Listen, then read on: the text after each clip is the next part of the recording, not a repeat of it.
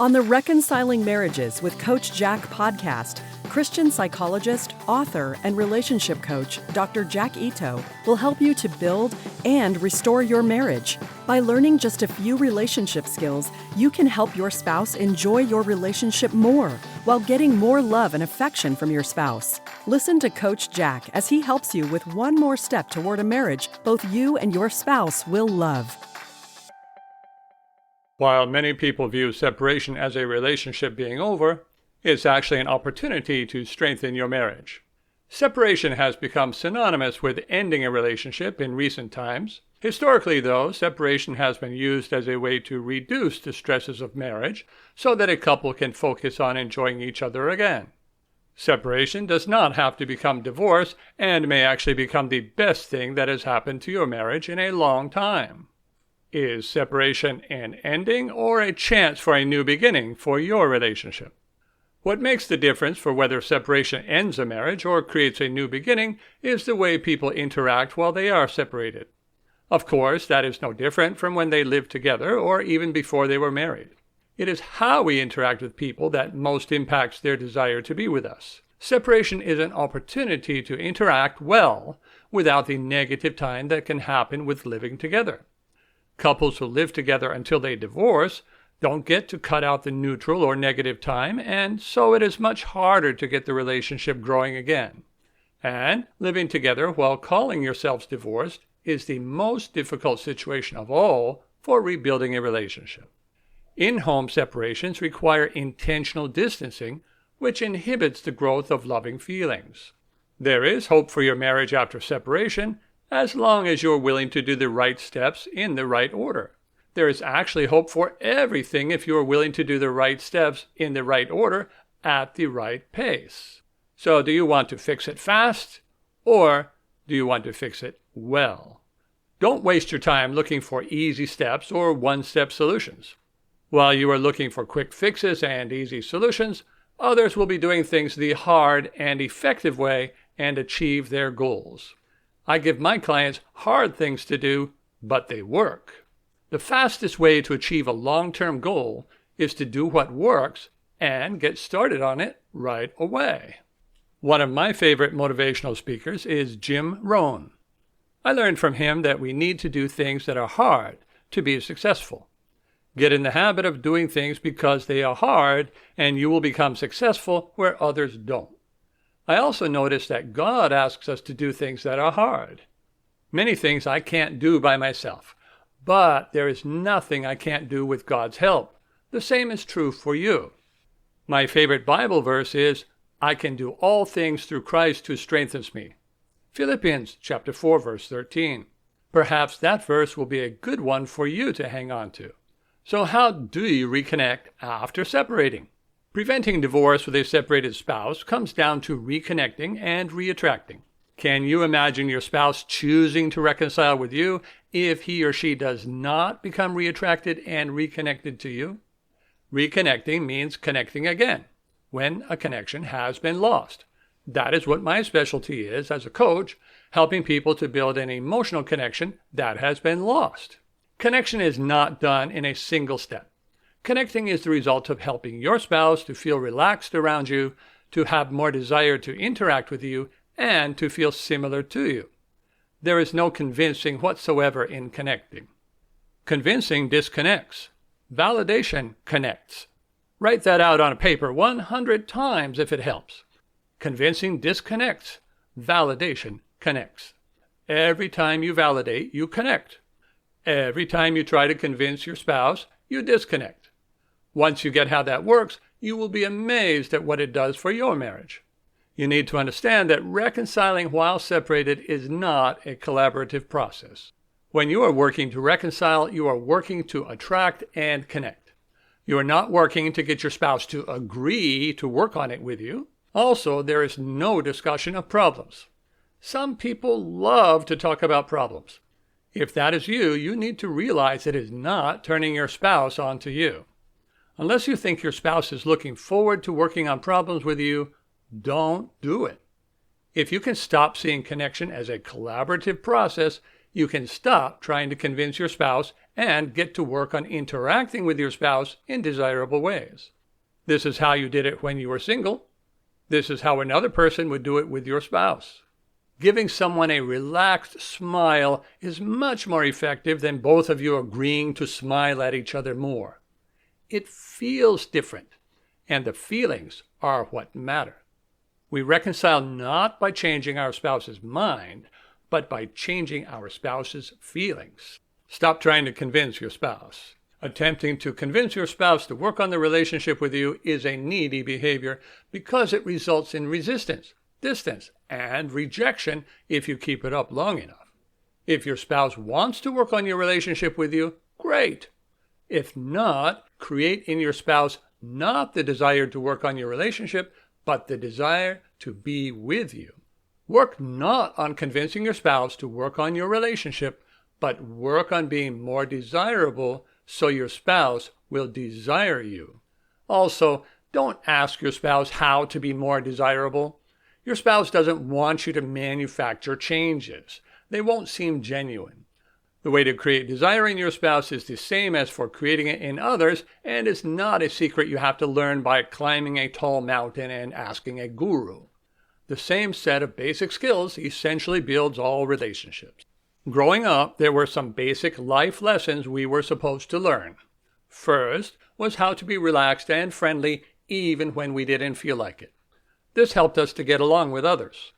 The second was learning how to agree and be similar, and this helped us to make friends we could do activities with. The third was how to be attractive, and this helped us to have a boyfriend or girlfriend. The fourth was confidence and security, which, in addition to the first three skills, allowed someone to fall in love with us.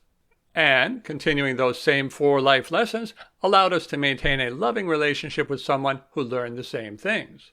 These are the basics, and when something has gone wrong, it is typically with one or more of these. These are what we need to return to for things to be right again. Separation included. Don't think of separation as a totally different thing. If, like me, you didn't learn these growing up, you can learn them now. I will help you. Let's talk about reattracting after separation. Reattracting means becoming attractive to your spouse again.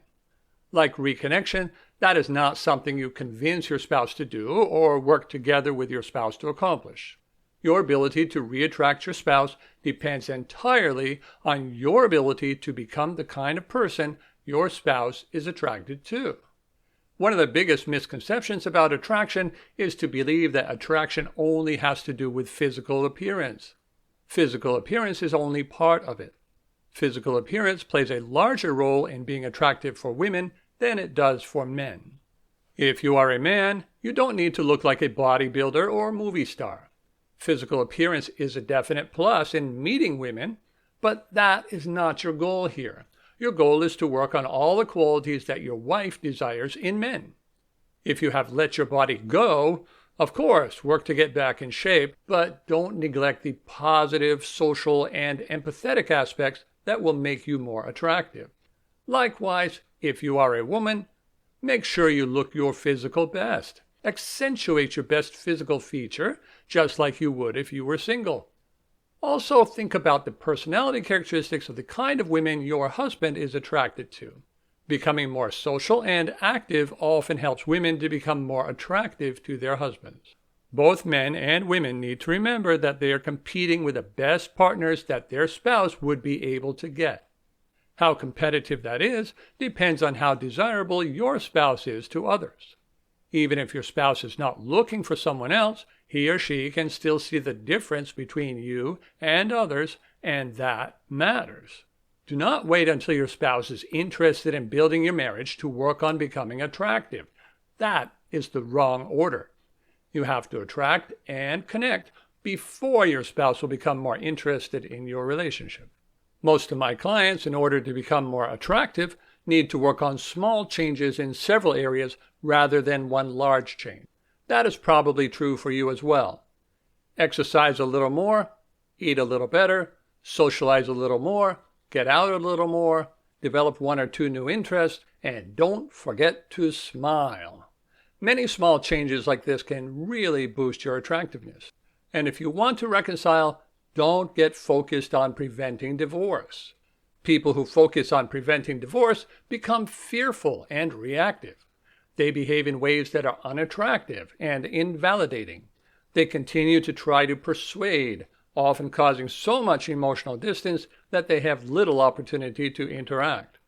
People who instead focus on being relaxed, friendly, attractive, and validating start making their relationships better almost immediately. There is no better way to prevent divorce than to become the kind of person your spouse enjoys and is attracted to. Combine that with good separation boundaries, and your spouse will fall in love with you again. This method also works if neither you nor your spouse want to divorce. I've heard that many people separate to work on themselves, but in my opinion, they work on the wrong things. They work on figuring out what would make them happy instead of working on self-improvement. They work on figuring out why they are not happy in their marriage instead of working to be an enjoyable spouse.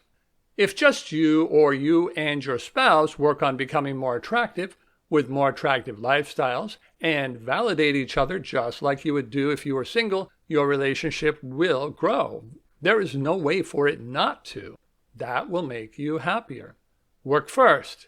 Be happy with the results. That is the correct order. Repeatedly talking about your relationship problems provides no assurance that your relationship will get better.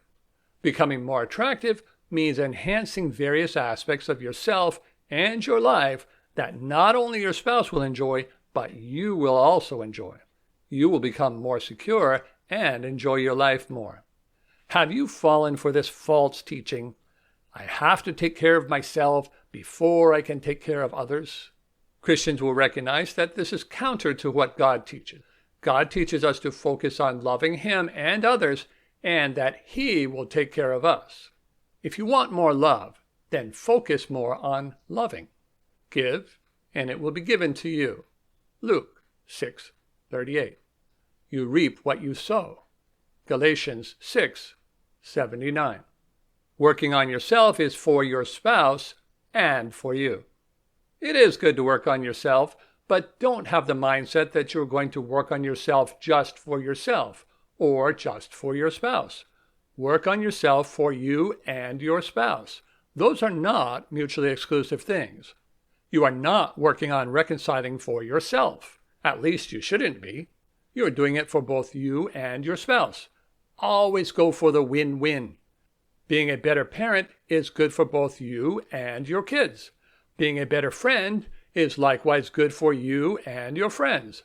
Being a better employee or employer is good both for you and those you work with. Learning to be relaxed, friendly, validating, and similar is not some sacrifice you make for your spouse. It is self-growth that will help you and your spouse both enjoy your relationship more, and it will boost your other relationships as well. My clients who stop focusing on convincing their spouse of anything and instead focus on core relationship skills often make very rapid improvement in their marriage. How about you? Do you want to go down the path of being fearful and pushing your spouse away with unattractively trying to convince your spouse to give you another chance?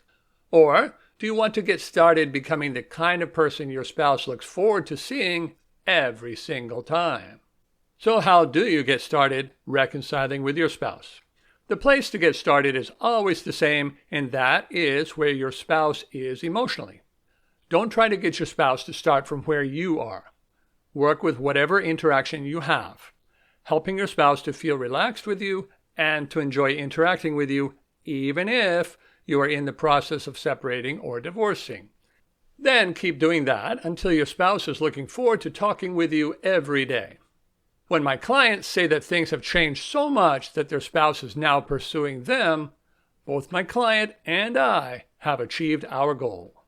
Becoming the kind of man or woman your spouse would not want to lose and looks forward to being with more than anyone else is the single best method you will discover for reconciling. This is what I help people to do every day.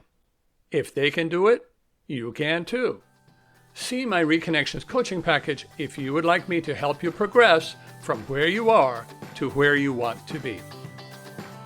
Thank you for listening to Reconciling Marriages with Coach Jack. Visit CoachJackIto.com to learn more skills for reconnecting with your spouse and restoring your marriage.